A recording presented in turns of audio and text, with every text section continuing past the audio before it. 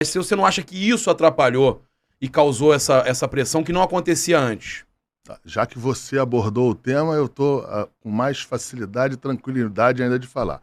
Eu acho que no que você acabou de falar, a gente tem duas situações aí. Uma, num possível erro de o Paulo ficar um pouco mais do que deveria à frente o Paulo Souza ficar à frente da comissão técnica do Flamengo, e a outra é a situação em relação às gravíssimas acusações e as situações a que eu e o presidente Landim fomos submetidos. Eu vou falar por mim e não pelo presidente Landim. Se tem uma pessoa que está acostumada com crítica, se tem uma pessoa que jamais deu banana para a torcida do Flamengo, você é sabedor disso. Eu tive situações aqui adversas enormes e você nunca viu eu retrucar com nenhum torcedor, não retrucar em nenhuma situação. Eu sempre compreendi, entendi e sempre tive muito bem com relação às críticas. O problema é que, no meu ver, em muitos momentos, não foram críticas, foram ataque covarde, situações adversas, mas eu acho que isso ficou para trás, Papa. Eu acho que isso aqui ficou para trás, eu acho que a gente tem que falar das coisas boas que a gente está aqui. E respondendo a tua pergunta em relação ao Paulo Souza, vocês têm que entender o seguinte, que quando a gente detecta que tem que trocar, que a gente tem que chegar e tirar um técnico, comissão técnica, você tem que ter a certeza, ou você tem que ter muito bem ajustado quem é que vai chegar. É evidente que num determinado momento eu já tinha detectado que eu tinha que tirar o Paulo Souza. É evidente. Posso incluir um negócio aqui rápido? Pode. Falaram pra mim que alguns jogadores te procuraram e falaram que gostavam do Dorival, é verdade? Não, isso não procede não, é mentira. Toda vez tem essa conversa fiada. É que pediu técnico A, B, C, nenhum técnico veio pro Flamengo por causa do jogador, nenhum técnico saiu porque por pressão de A, de B ou de C. Depois que foi vazado, que já estava escolhido o técnico, a gente ouve, até pela relação que tem em todo o departamento, a gente vê outros companheiros. Porque o Dorival trabalhou com outros jogadores antes. Sim, né? E a gente vê o que acontece, Isabela, a gente vê companheiros ali do departamento de futebol, companheiros de diretoria, expressam a sua opinião, isso é natural, isso é normal, ainda mais no Flamengo. Mas assim, a gente sempre teve a confiança na contratação dele, no trabalho dele, mas, mais uma vez, eu vou aproveitar aqui a tua pergunta, aproveitar todas as pessoas que estão nos ouvindo aqui. As pessoas têm que entender que quando a gente detecta que tem que ter uma troca de comissão técnica, a gente tem que saber ou tentar dirimir os erros e saber quem é que vai botar. Na época, tinha pouquíssimos técnicos soltos no mercado e a gente tinha uma opção que era que a gente queria, que estava empregado, com um histórico muito ruim. O histórico do Dorival, nesse sentido, é o seguinte: ele jamais tinha largado um contrato quando eu falo um histórico muito ruim... Ele tinha 6 vitórias seguidas na Sul-Americana com o Ceará. Então ele estava passando um momento muito bom no Ceará, e mais do que isso, ele tinha um histórico de não rompimento de contrato, histórico dele. Enfim, então quando a gente teve a certeza, ou a gente ficou mais confiante na sua contratação, a gente fez as mexidas, e talvez eu possa concordar que a gente fez, Isabela, as mudanças na hora possível e não na hora que a gente detectou. Com o Oscar foi o que aconteceu, a gente enxergou teoricamente uma oportunidade de contratação, já que ele fez a opção de passar esse final de ano longe dos gramados, e a gente entendia que um jogador de alto rendimento, que não estava com problema nem de lesão, nem com qualquer tipo de de punibilidade em relação a cartão vermelho ou algum doping, alguma coisa, é longe disso. Então a gente entendia que, ou não entendia, como um atleta de alto rendimento poderia ficar tanto tempo parado sem estar estando bem. E essa foi a nossa tentativa, a gente decidiu entender o que estava acontecendo, mas infelizmente os chineses bateram o pé e falaram que não iam liberar ele de nenhuma maneira para nenhum time não brasileiro, mas da América Latina. E Então foi específico com a América Latina. Talvez se fosse Europa eles liberavam. Eu não sei, eu não sei. Mas o que aconteceu foi que o Oscar queria vir para o Brasil. Ele queria passar um tempo no Brasil. Oscar que muito novo foi para fora. Ele com 24, 25 anos foi para a China. Ele teve uma opção pela China muito cedo. Logo que teve o grande boom no mercado asiático. E foi ficando por lá. Foi o que... Eu acho que ele chegou em 17, 18, 19, 20, 21. Foi ficando, passou a pandemia, que lá foi pedreira lá na China, lá, em relação a você não poder ir com familiares, não entrar filho, não entrar ninguém em determinado momento. Enfim, ele passou por tudo isso e chegou um momento que ele achou que deveria, por 3, 4 meses, ficar mais próximo da família. A gente entende. E eu tentei lá. Pô, já que estava aí, eu falei, eu vou tentar. Mas até para me assegurar que ele não fosse para outro lugar aqui. Mas ele tá chateado, né? De não ter tido essa oportunidade até para continuar jogando. Eu acho que se ele estiver chateado, ele tem que estar chateado com os chineses. Não, é com eles mesmo, é isso mesmo. A informação que saiu é que ele iria tentar a rescisão porque tá chateado com o que seria um egoísmo da parte dele. 2 anos e meio de contrato lá, não sei como é que, se é possível ou não esse rompimento. Mas você vai continuar tentando. Sim, ele é um jogador que interessa pra gente. E no meio disso aí também, Papa, começou a se fechar as janelas, né?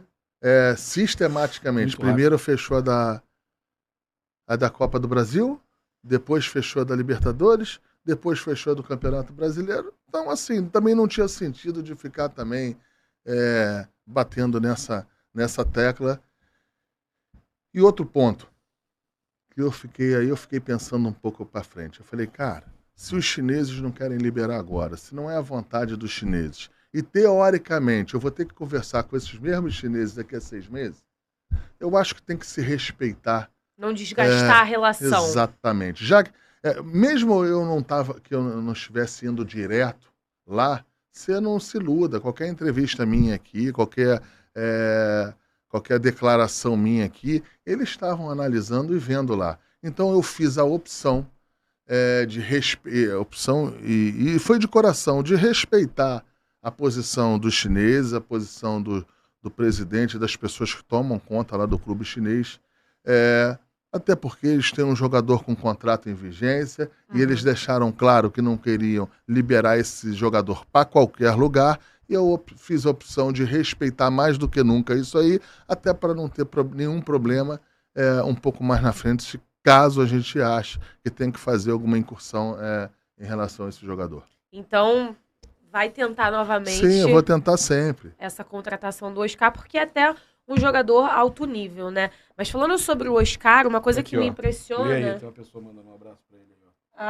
Tá aí, Diogo Lemos mandando um abraço pro Marcos Braz. Fala que é o do fã, amigo e companheiro da diretoria, Diogo Lemos, que tá acompanhando.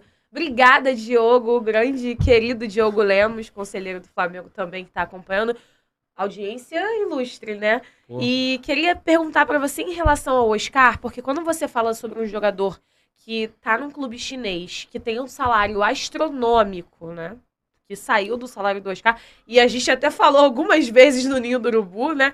Quando saiu primeiramente a informação, eu falei com você, se você apresentar o Oscar depois, porque surgiram várias informações, toda aquela novela em relação ao Fabrício Romano. Parece que exatamente o italiano lá cravou, mas a informação que ele colocou, e aí eu acho que foi nesse excesso de preciosismo dele, eu acho que ele errou. Por quê? Ele diz claramente que a gente estava tratando com os chineses. Isso não procede, nunca foi verdade. E ele falou isso 2, 3 vezes. A gente em nenhum momento... Depois ele fala que assinou o contrato. Enfim, ele foi se enrolando bem. Parece que ele foi se enrolando bem. Só que é isso aí. Então a gente também, como tinha a possibilidade da contratação do jogador, depois se contratasse, ele ia falar, não falei que estava tudo assinado, que estava tudo conversado. Queria eu que tivesse assinado. Eu queria muito que ele tivesse certo.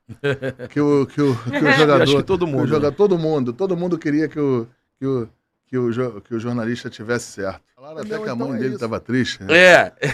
Agora ninguém falou da mãe do Pedro. Se isso ajudou... Porque, porra, se a gente imagina a mãe dele. Se isso ajudou até o Flamengo. Por quê? Olha só. Fez uma pressão danada, o Palmeiras quer, ou seja... O Palmeiras queria contratar o jogador mais importante do Brasil, vamos dizer assim, colocar entre aspas. O Palmeiras fez a movimentação certa, tem que respeitar. Mas valorizou o jogador do Flamengo. Sim, mas o que valorizou o jogador do Flamengo é a performance do jogador que está acontecendo nesse momento. Não acho que não foi outra coisa. É a convocação que está sendo feita nesse momento dele. Entendeu? Isso que valorizou, não é um clube A ou B aqui no Brasil achar que se quiser contratar o jogador vai valorizar. Então, assim, o Pedro é um jogador que a gente sempre teve a certeza dele, a convicção dele. Não estava jogando por situações táticas e não técnicas. Então, agora entrou, está bem, está fazendo gol. É bom dizer que o Gabigol está sendo muito parceiro dele, se colocando à disposição, até jogando em outro determinado lugar em campo, para poder contribuir com isso aí. E eu acho que ganhou o Flamengo, ganhou a torcida do Flamengo, ganhou o Dorival e ganhou todos nós. E em relação também à convocação, eu acho que é o seguinte, o jogador mais certo do Flamengo para a Copa do Mundo, nas convocações, para mim, é o Everton Ribeiro. Porque se não for o Everton Ribeiro, a gente tem que questionar alguma coisa ao Tite. O Tite, ano passado, tirou o Everton Ribeiro desde sempre. Chega agora, numa época em que o Flamengo está na reta final, na hora que o Flamengo está precisando de todos os jogadores, no meio para final de temporada, num jogador que não tem 20 anos, 25 anos, nem 27 anos. Então, se ele está chamando o Everton Ribeiro agora, mais uma vez, espero que o Tite, no final do ano, convoque ele, porque senão não vou entender essa sacanagem. Mas eu acho que ali, falando um pouquinho dessa convocação, acho que ali, na verdade, é mais um teste, porque é a última convocação, são os dois últimos amistosos. Como é que é um teste? Não, porque ele tá em dúvida entre Felipe Coutinho e Everton Ribeiro. Mas ele convocou o Everton Ribeiro a vida toda. Mas agora, esse ano, o que aconteceu? Eu vou explicar pra vocês, porque eu tava acompanhando esse início do ano. Você tem a tua análise, eu tenho a minha, eu respeito a tua. Não, mas não é nem questão de análise. Ele teve um momento ruim. Não é nem questão de análise, porque o que acontece? No início do ano, o Tite convocou o Coutinho e o Everton Ribeiro. Depois, não convocou mais o Everton, convocou o Coutinho. Agora, o Everton voou, tá decolando na temporada. E o Coutinho não tá numa boa fase, assim como o Everton. Então Mas o Tite já falou, inclusive ele falou hoje na coletiva, que esses dois jogadores estão disputando, entendeu? Então, ele até não convoca, por exemplo, o Tite não convocou o Gabriel Jesus, que era o nome que todo mundo tava pedindo pelo desempenho dele no Arsenal. Então, eu acho que justamente tá entre Everton e Coutinho, entendeu? Mas eu entendi o que você falou e eu concordo também. Mais uma vez, o que você está falando, você está corroborando mais ainda, está falando melhor do que eu queria falar. A gente tem um ano passado em que tem jogos em 3 dias. O Everton não é um menino. Ele era convocado para a seleção brasileira. E o Tite tinha análise dele e tem análise dele. Você começa o ano, ele faz outras convocações e não leva o Everton Ribeiro. Eu acho que a partir do momento que o Everton Ribeiro começa a ter essa performance e é chamado de novo numa época do ano em que o Flamengo precisa do jogador, numa época do ano em que o Flamengo necessita do jogador.